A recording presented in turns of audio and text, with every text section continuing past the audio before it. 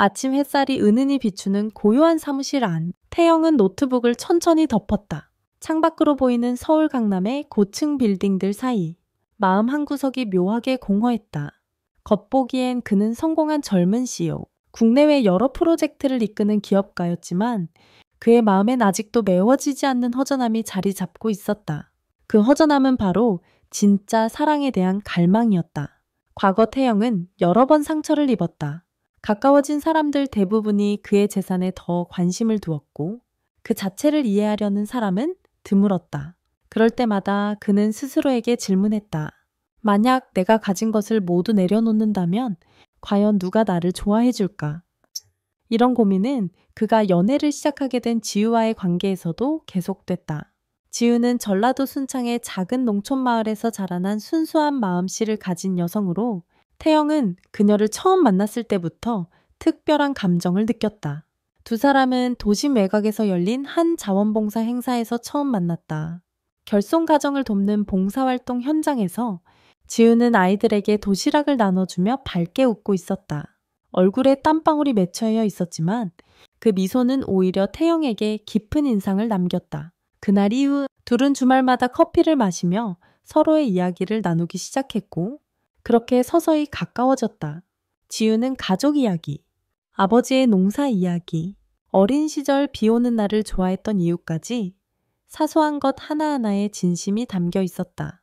태영은 그녀의 순수함에 점점 끌렸고 지우 역시 태영이 단순한 좋은 사람 이상이라는 걸 느꼈지만 그가 정확히 어떤 사람인지 묻지 않았다.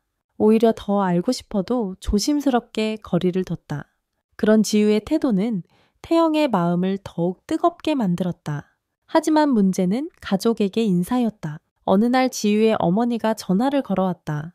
지우야, 이번 추석엔 남자친구 데리고 집에 저는 중도정구고 집에 와라. 아버지도 궁금하다고 하시네. 지우는 머뭇거렸고 태영에게 그 전화를 전하며 조심스럽게 말을 꺼냈다. 우리 아버지는 꽤 보수적인 분이셔. 부자든 가난하든 성실하고 정직한 사람을 원하셔. 그런데 당신이 부자라는 걸 아시면 혹시라도 부담스러워 하실까봐 걱정돼. 그 말에 태영은 오히려 다짐을 했다. 그렇다면 내 진심을 보여줄 수 있는 기회야. 그는 과감히 가난한 청년 행세를 하기로 결심한다. 화려한 자동차 대신 낡은 스쿠터를 타고 고급 수트를 벗고 헌 청바지와 평범한 셔츠를 입기로 했다. 그리고 그의 이중생활은 그렇게 시작되었다. 추석 연휴를 하루 앞둔 이른 아침, 서울의 하늘은 맑고 선선했다. 지우는 태영을 기다리며 그의 아파트 앞에 서 있었다. 그리고 곧 평소와는 완전히 다른 모습의 그가 나타났다. 매끈한 수입차 대신 녹슨 소리가 나는 오래된 오토바이를 타고 헬멧을 눌러 쓴 태영. 헐렁한 체크셔츠에 색이 바랜 바지. 그야말로 어디서 봐도 서민 청년이었다. 지우는 놀라면서도 피식 웃음을 터뜨렸다. 진짜 이렇게까지 할 필요는 없었는데 이왕이면 제대로 해야지. 아버님 눈치 빠르다며 태영의 눈빛은 진지했다. 지우는 말없이 고개를 끄덕였다. 서울에서 순창까지 약 300km가 넘는 여정을 그 낡은 오토바이로 시작했다. 출발한 지 2시간쯤 되었을 무렵 엔진에서 드르르륵 소리가 나더니 결국 길 한복판에서 멈춰버렸다. 태영은 땀을 뻘뻘 흘리며 시트를 들쳐 연료와 스파크 플러그를 점검했다. 서울의 따가운 햇살 아래서 그는 상의를 걷어붙이고 고생했지만 입가에는 오히려 미소가 묻어 있었다. 지우가 옆에서 말없이 물티슈를 건네며 속삭였다. 정말 이렇게까지 해야겠어. 지우야, 너희 가족이 날 진심으로 받아들일 수 있다면 이 정도쯤은 아무것도 아니야. 몇 번의 시도 끝에 오토바이는 다시 시동이 걸렸고 두 사람은 먼지를 뒤집었으며 다시 길을 재촉했다. 중간에 잠시 쉬어간 시골 휴게소에서 지우는 두 손으로 얼음물을 떠다 태영에게 건넸다.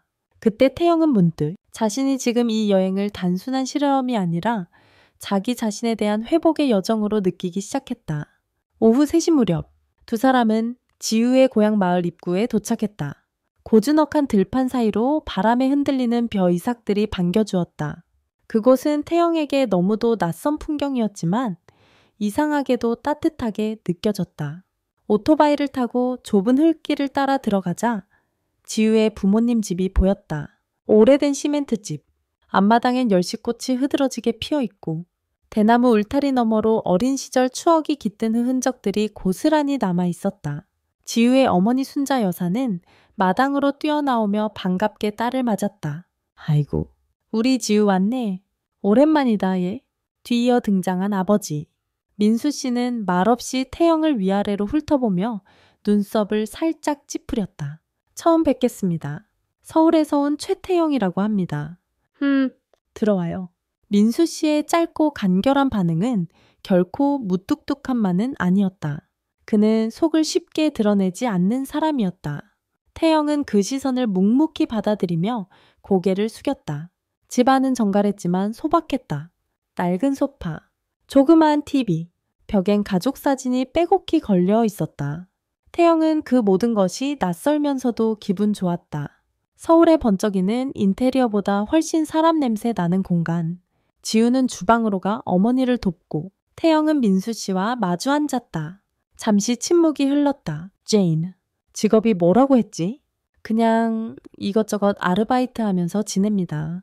수입은 많지 않지만 꾸준히 하려 합니다. 민수 씨는 하고 작게 코를 찡그렸다. 우리 지우랑은 얼마나 사귀었어? 거의 1년 다 되어갑니다. 이 지우 씨를 존중하고 진심으로 사랑하고 있습니다. 그 말에 민수 씨는 살짝 눈을 가늘게 떴지만 더 이상 묻지 않았다. 그 순간 옆방에서 들리던 냄비 끓는 소리, 지유 어머니의 웃음소리, 그리고 식탁 위에서 살짝 흔들리던 막걸리 잔의 그림자. 모든 게 너무도 진짜 가족 같았다. 그날 저녁, 태영은 처음으로 이 집에 받아들여지고 싶다는 진심을 확신했다. 그가 바란 건 단지 시험이 아니라 사랑의 자리로 초대받는 것이었다. 저녁 해가 지고 마을 전체에 포근한 황혼이 스며들었다.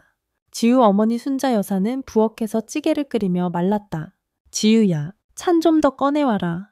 손님 오셨는데 제대로 대접해야지. 네 엄마. 식탁 위엔 된장찌개, 고등어 조림, 김치, 그리고 직접 딴 고사리가 담긴 작은 접시들이 하나씩 올라갔다. 정갈하고 따뜻한 시골 밥상이 완성되었다. 가족은 모두 거실에 모여 바닥에 놓인 밥상 주위에 둘러앉았다. 지우는 태영에게 조용히 속삭였다. 우리 집은 전통적으로 바닥에서 식사해. 불편해도 이해해줘. 그럼 난 이런 분위기 좋아. 태영은 겸손하게 앉아 고등어 한 점을 집어 조심스럽게 먹었다. 입안에 퍼지는 진한 간장 향과 집밥, 특유의 정성. 그 모든 게 그리움처럼 다가왔다. 어머님, 정말 맛있네요. 오랜만에 이렇게 진짜 밥 먹는 기분이에요. 순자 여사는 기분 좋게 웃으며 말했다. 아이고, 별 말씀을. 서울 사람 입에도 맞는다니 다행이네. 하지만 민수 씨는 여전히 말이 없었다. 밥을 조용히 먹으며 태영을 흘끗거리기만 할 뿐이었다. 그 침묵은 마치 시험지의 빈칸처럼 무거웠다.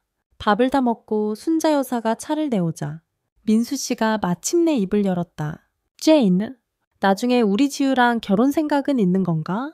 네, 그럴 생각입니다. 지우 씨는 제게 특별한 사람입니다. 그렇다면 계획은 있나? 집은, 직장은 안정적이고 태영은 목이 메는 듯 잠시 숨을 고르고 대답했다. 현재는 자취하며 월세에 살고 있고 다양한 일을 경험 중입니다. 확정된 건 없지만 제 손으로 하나하나 준비하려고 합니다. 결혼식이든 신혼집이든요. 민수 씨는 술잔을 들었다가 내려놓으며 무표정하게 말했다. 요즘 세상 쉬운 일은 없지. 하지만 우리 딸이 힘들어질까봐 걱정이 앞서 내 기준은 부자냐 가난하냐가 아니야. 아니에. 진심이 있는가, 책임질 수 있는가, 그게 중요하네. 그 순간 태영의 가슴 깊은 곳이 울렸다. 이분은 단지 딸을 아끼는 아버지일 뿐이구나. 그는 고개를 깊이 숙이며 말했다. 네, 아버님, 꼭 증명하겠습니다. 이름조차 허락받지 못했지만 태영은 속으로 민수 씨를 그렇게 부르기 시작했다. 잠시 후 지우의 동생 지원이 거실로 들어왔다. 아빠, 너무 빡세게 굴지 마. 서울에서 여기까지 오토바이 타고 온 남자야? 그건 인정해줘야지. 태영은 웃으며 고개를 끄덕였다. 괜찮아요. 지원 씨. 그럴 각오는 하고 왔거든요. 그날 밤 태영은 안방 옆 작은 방에서 묵게 되었다. 낡은 매트리스와 얇은 이불, 하지만 창문 밖으론 들판을 지나가는 바람 소리와 귀뚜라미 울음이 잔잔히 흐르고 있었다. 지우가 살며시 문을 열고 속삭였다. 자기야, 힘들지? 그런데 묘하게 따뜻해. 여기 너의 고향이. 그녀는 태영의 손을 꼭 잡으며 말했다. 고마워. 이렇게까지 해줘서 나 아빠 설득할 수 있게 도와줄게. 태영은 창밖을 바라보며 조용히 속으로 다짐했다. 그래, 이 집에 인정받기까지 포기하지 않겠다. 내가 진짜 어떤 사람인지 그분들께 보여드리자. 그리고 그는 잠시 후 눈을 감았다. 조용한 시골 밤하늘 아래 진심은 그렇게 조용히 뿌리를 내리기 시작했다. 이튿날 새벽, 마당엔 안개가 살짝 내려앉아 있었고 멀리서 들려오는 닭 울음소리가 시골 아침의 시작을 알렸다. 태영은 잠에서 깨어 밖으로 나왔다. 운동복 대신 어제 입었던 낡은 셔츠를 다시 걸치고 마당을 서성겼다. 그때 지우의 동생 지원이 조용히 다가왔다. 형, 아침 일찍 일어났네요. 공기도 맑고 머리가 맑아지는 것 같아. 아빠가 오늘 논에 나간다는데 형도 같이 가실래요? 태영은 고민 없이 고개를 끄덕였다. 어쩌면 이게 내 진심을 보여줄 기회일지도 몰라. 민수 씨는 농기구를 챙기며 태영에게 말했다. 일손 부족하니 따라오게. 도시 사람이라고 봐주진 않네. 네, 열심히 돕겠습니다. 넓은 논에서의 일은 생각보다 훨씬 고됐다. 비료 자루를 옮기고 물기를 정비하고 태양은 머리 위에서 쉴 틈 없이 내려쬐었다. 태영은 옷이 땀에 흠뻑 젖는 줄도 모르고 묵묵히 일을 했다. 민수 씨는 그 모습을 곁눈질로 보다가도 아무 말 없이 고개를 돌렸다. 그러다 태영이 슬며시 말했다. 아버님, 혹시 마을에 비료를 공동 구매하는 시스템은 어떠세요? 요즘 대량 구매로 가격 낮추는 농장들도 많다고 하더라고요. 그 말에 민수 씨가 의아한 표정을 지었다. 자네가 그런 것도 아는가? 그냥 인터넷에서 봤어요. 농사도 경영이잖아요. 민수 씨는 말없이 고개를 끄덕였지만 속으로는 새로운 의문이 일었다. 단순한 알바생이라고 하기엔 너무 침착하고 계산적이야. 게다가 말투도 어딘가 다르다. 그날 밤 민수 씨는 잠을 이루지 못하고 마당을 서성였다. 그리고 그 순간 그는 낯선 속삭임을 들었다. 이건 급한 건이에요. 예. 2억은 바로 송금할게요. 내일 오전 회의는 연기하도록 하죠. 아니요. 투자자 설득은 제가 맡겠습니다. 그 목소리는 분명 태영의 것이었다. 민수 씨는 그 소리를 듣고 얼어붙었다. 그는 재빨리 뒤돌아 숨어 더 이상 듣지 않으려 애썼지만 이미 늦었다. 이 자식 2억이라고 했나? 분명 아르바이트라고 했던 사람인데 그 다음날 아침 분위기는 어색했다. 지우는 부엌에서 아침밥을 준비하며 눈치를 살폈고 태영은 민수 씨의 눈길을 피하려 애썼다. 식사 도중 민수 씨가 숟가락을 내려놓으며 물었다. 어젯밤 자네 마당에서 전화 통화하던 거 뭔가 거액이 오가는 이야기 같던데. 순자 여사와 지우는 놀라서 고개를 들었고 태영은 잠시 침묵하다 대답했다. 아, 예. 친구가 사업 준비하면서 작은 문제가 생겨서 제가 잠깐 도와주기로 했습니다. 그런데 그 돈이 2억인가. 자네가 어떻게 그런 돈을 다뤄? 태영은 당황했지만 최대한 침착하게 말했다. 원래는 도와주기로 한 소규모 물류 계약 건이었는데 갑자기 금액이 커져서 제가 소개만 한 정도예요. 민수 씨는 더 이상 묻지 않았다. 하지만 그의 눈빛은 이제 확실히 의심과 경계심으로 가득했다. 그날 오후 또 하나의 예상치 못한 사건이 터졌다. 한 낯선 남성이 오토바이를 타고 집 앞에 도착해 문을 두드렸다. 여기 최태영 씨 댁 맞죠? 본사에서 계약 원모 가져왔습니다. 오늘 안으로 꼭 도장 받아야 해서요. 지유의 삼촌, 이모, 그리고 동네 어르신들까지 모여있던 마당 한복판에서 그 말이 퍼지자 모두가 태영을 향해 시선을 집중했다. 계약 원본, 본사.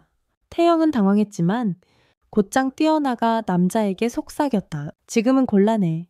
조용히 처리해줘. 하지만 이미 때는 늦었다. 주변 사람들의 표정이 굳었다. 민수 씨는 조용히 입을 열었다.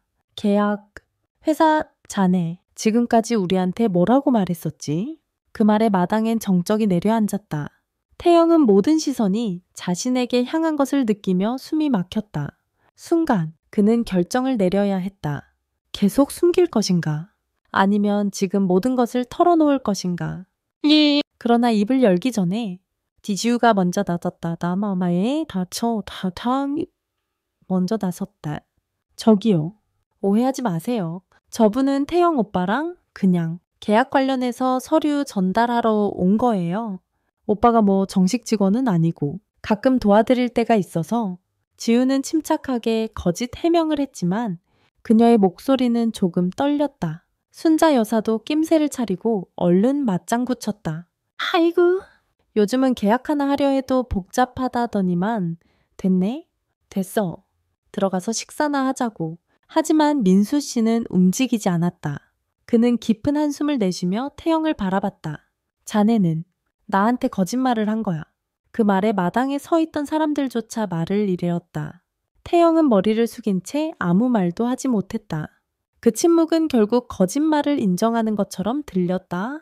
민수 씨는 말없이 집 안으로 들어가 버렸다. 지우는 태영의 손을 붙잡았지만 그 손은 차갑게 떨리고 있었다. 그날 밤 식탁은 다시 차려졌지만 민수 씨는 끝내 식사 자리에 나오지 않았다. 순자 여사는 마음이 불편한 얼굴로 조용히 말했다. 태영 씨, 지금이라도 솔직하게 말하는 게 좋지 않을까. 사람은 실수할 수 있어도 숨기면 더 깊어지는 법이야. 지우도 조용히 고개를 끄덕였다. 나도 믿고 싶지만 계속 이렇게 가면 우리 둘 다 힘들어질 것 같아. 태영은 입술을 깨물며 말했다. 미안해. 정말 미안해. 너희 가족을 시험하고 싶었던 건 아니었어. 그냥 이번엔 돈이 아닌 내 사람됨으로 받아들여지고 싶었어. 그의 고백은 진심이었지만 이미 의심의 그림자는 너무 깊이 드리워져 있었다. 다음 날 아침 민수 씨는 가족 모두를 거실에 모았다. 조용한 거실 안 분위기는 싸늘했다. 나는 더는 이 상황을 모른 척할 수 없어. 자네가 어떤 사람인지 지금 이 자리에서 모두 말하게. 안 그러면 이 집에서 당장 나가주게. 태영은 잠시 눈을 감았다가 조용히 고개를 들었다. 알겠습니다. 말씀드리겠습니다. 그는 호흡을 가다듬고 천천히 입을 열었다. 제 이름은 최태영. 서울에서 중견무역회사를 운영하고 있습니다. 현재 대표직을 맡고 있고 솔직히 말하면 이 모든 가난한 척은 처음부터 제가 만든 연극이었습니다. 지우는 고개를 떨구었고 순자 여사는 손을 꼭 쥐었다. 민수 씨는 표정 하나 바꾸지 않고 그를 지켜봤다. 제가 그런 선택을 한 이유는 돈이 아닌 진심으로 사람을 만나고 싶었기 때문입니다. 예전 연애에선 돈 때문에 상처받은 일이 많았습니다. 제가 가진 걸 알게 되면 사람들이 변하는 걸 너무 많이 봤습니다. 태영은 고개를 숙였다.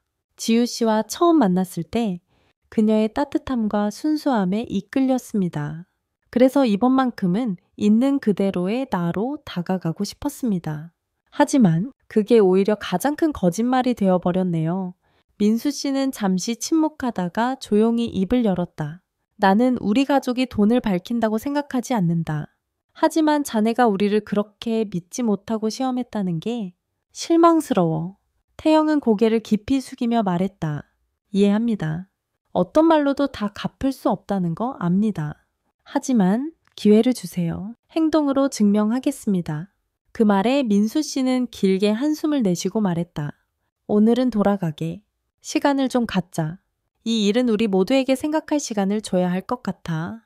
지우는 태영을 마당까지 배웅하며 손을 꽉 붙잡았다. 나는 그래도 당신 믿어. 아빠 마음은 나중에 내가 설득할게. 그러니까 포기하지 마. 태영은 떨리는 목소리로 대답했다. 고마워. 꼭 다시 올게. 이번엔 진짜 내 모습으로. 그리고 그는 다시 낡은 오토바이에 올랐다. 이번에는 혼자였다. 뒷자리에 타던 지우의 손길 대신 바람만이 등을 밀었다.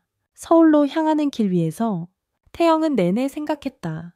거짓말은 진심을 감추는 게 아니라 진심을 왜곡하게 만들 뿐이다. 서울에 도착한 태영은 아파트 문을 열고 들어서자마자 그대로 바닥에 주저앉았다. 온몸은 먼지투성이였고 마음은 더더욱 무거웠다. 고요한 방 안에는 아무도 없었고 유리창 너머로 도시의 불빛만이 그의 쓸쓸한 모습을 비추고 있었다. 그는 핸드폰을 꺼내 지우에게 메시지를 보냈다. 잘 도착했어. 아버님께 꼭 다시 가서 이야기 드릴게. 기회만 준다면. 하지만 답장은 오지 않았다. 그날 밤 태영은 한숨도 자지 못했다. 며칠 뒤 지우에게서 전화가 왔다. 목소리는 조용하고 조심스러웠다. 오빠, 나 아빠랑 다시 이야기했어. 여전히 화나 계시지만 하나는 인정하셨어. 적어도 오빠가 딸을 속이기 위한 거짓말은 아니었다는 점. 그 말씀이면 아직 희망이 있다는 거지. 아빠는 아프신 할머니 병원비 때문에 엄청 예민하셨어. 나중에 오빠가 도와주셨다는 걸 알고 충격을 받으셨대. 그때 지우는 조용히 말을 덧붙였다. 할머니 수술 오빠가 다 처리한 거. 나중에 아버지가 병원 관계자 통해서 들으셨어. 그날 밤 마루에서 혼자 담배 피우면서 조머녀와서 오래오래 고민하셨어. 좀쟁이 조머나셔드. 그 말에 태영은 숨을 멈췄더라. 그가 할머니 수술비를 아무 조건 없이 이름도 밝히지 않고 냈던 건 오직 지우를 위한 마음이었다. 그 진심이 아주 작게 남아 민수 씨의 마음을 건드린 것이었다. 그리고 마침내 지우의 아버지 민수 씨로부터 연락이 왔다. 주말에 시간 있나? 네, 언제든지요. 이번엔 혼자 말고 부모님도 함께 모시고 오게. 그 전화 한 통은 태영에게 단순한 만남이 아니었다. 그건 용서의 씨앗이 뿌려졌다는 뜻이었다. 주말 아침, 태영은 부모님과 함께 다시 순창 마을을 찾았다. 그는 더 이상 낡은 오토바이가 아닌 아버지의 승용차를 타고 도착했다. 그 모습은 단정했고 자연스러웠다. 무엇보다 더 이상 자신을 숨기지 않았다. 민수 씨는 문 앞에서 나와 있었고 이번엔 손을 내밀었다.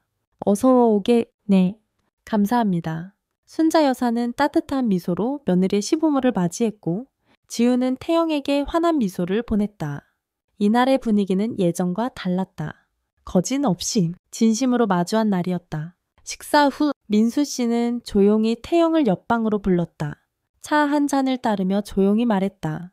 내가 왜 그렇게 화났는지 알겠나? 네, 가족의 신뢰를 시험하려 했기 때문이죠. 그렇지. 하지만 나도 인정한다. 자네는 그만큼 우리 지우를 진심으로 생각하더군. 민수 씨는 태영의 눈을 바라보며 마지막으로 물었다. 제인, 정말로 지우를 끝까지 책임질 각오가 되어 있나? 네, 목숨 걸고 약속드릴 수 있습니다. 그 말에 민수 씨는 천천히 고개를 끄덕였다. 저다. 그럼 이 다음부터는 사위로 대하마. 며칠 후 지우와 태영의 혼인식 준비가 시작되었다. 거창하진 않지만 진심이 담긴 작은 시골 예식. 마을 회관에선 이웃들이 모두 모여 손수점 붙이고 식탁을 꾸몄다. 할머니는 휠체어에 앉아 눈물을 글썽이며 말했다. 우리 손녀, 참 복도 많지. 저 총각이 이렇게 지고 지극정성이니?